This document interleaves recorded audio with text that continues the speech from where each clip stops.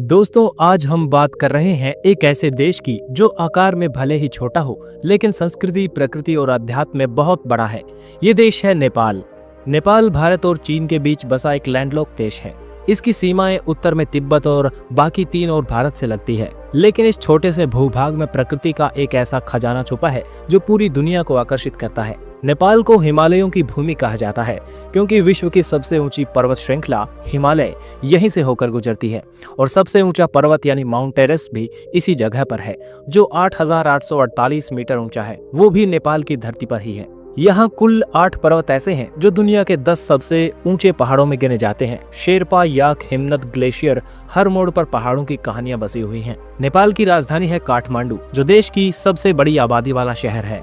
यहाँ के पुराने मंदिर, स्तूप और दरबार स्क्वायर जैसे ऐतिहासिक स्थल नेपाल की सांस्कृतिक विरासत की झलक देते हैं।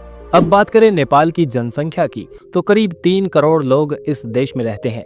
यहाँ की मुख्य भाषा नेपाली है, लेकिन हिंदी, मैथिली, भोजपुरी, थारू और अंग्रेजी भी यहाँ के लोग काफी जानते हैं। धर्म की बात करें तो नेपाल कभी दुनिया का एकमात्र हिंदू राष्ट्र हुआ करता था। आज भी यहाँ करीब 80% लोग हिंदू धर्म में आस्था रखते हैं। वैसे तो भारत में भी 80% से ज्यादा लोग हिंदू धर्म में विश्वास रखते हैं, लेकिन नेपाल एक सेल्फ डिक्लेयर्ड हिंदू कंट्री है। इसके अलावा बौद्ध, इस्लाम और ईसाई धर्म के अनुयायी भी बड़ी संख्या में हैं। बौद्ध धर्म के लिए तो नेपाल और भी खास है क्योंकि यहीं पर लुम्बिनी नाम की जगह में गौतम बुद्ध का जन्म हुआ था। लुम्बिनी आज भी एक अंतर्राष्ट्रीय बौद्ध तीर्थ स्थल है जहां दुनिया भर के लोग शांति की तलाश में आते हैं। नेपाल की अर्थव्यवस्था मुख्य रूप से कृषि, टूरिज्म और रेमिनेंट्स पर निर्भर है। यहाँ के बहुत से लोग बाहर देशों में काम करते हैं, भारत, खाड़ी देश, मलेशिया और कोरिया जैसे देशों में। जो पैसा वे घर भेजते हैं वो नेपाल की अर्थव्यवस्था की रीढ़ है। टूरिज्म भी यहाँ पर बहुत बड़ा सेक्टर है। ट्रैकिंग, क्लाइंबिंग, स्पिरिचुअल टूरिज्म और एडवेंचर एक्टिविटीज की वजह से हर साल लाखों विदेशी पर्यटक नेपाल आते हैं। पोखरा, काठमांडू, लुम्बिनी, चितवन,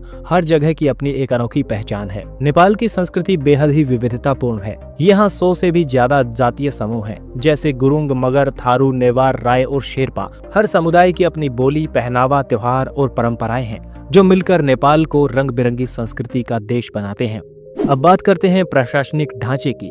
नेपाल एक संघीय लोकतांत्रिक गणराज्य है। 2015 में यहाँ नया संविधान लागू हुआ और देश को 7 प्रदेशों में बांटा गया। नेपाल का राष्ट्रीय ध्वज दुनिया का एकमात्र त्रिकोणीय झंडा है जो इसकी अनोखी पहचान को दर्शाता है। अब थोड़ी बात करें नेपाल और भारत के रिश्तों की। नेपाल और भारत के बीच सदियों पुराना सांस्कृतिक और धार्मिक संबंध है। सीमा यहाँ पर खुली हुई है। बिना वीजा के लोग एक दूसरे के देशों में आ जा सकते हैं। भारत की तरह नेपाल में भी राम, शिव, दुर्गा और कृष्ण की पूजा होती है। यहाँ जनकपुर में माता सीता का जन्म स्थान भी माना जाता है। लेकिन हाँ, कभी कभी राजनीति में तनाव भी आ जाता है, जैसे सीमाओं को लेकर या चीन के साथ संबंधों को लेकर। फिर भी लोगों के स्तर पर प्यार और भाईचारा बना रहता है। अब अगर आप नेपाल घूमने का सोच रहे हैं तो ये जान लीजिए, यहाँ आने के लिए आपको भारतीय पासपोर्ट की जरूरत नहीं पड़ती।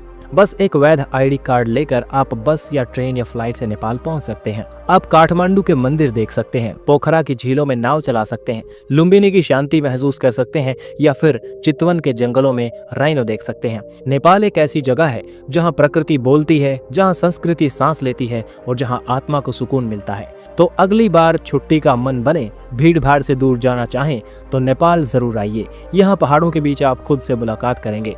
वीडियो अच्छा लगा तो लाइक जरूर करें, शेयर करें और जुड़े रहिए ताकि ऐसी वीडियोस आपको मिलते रहें।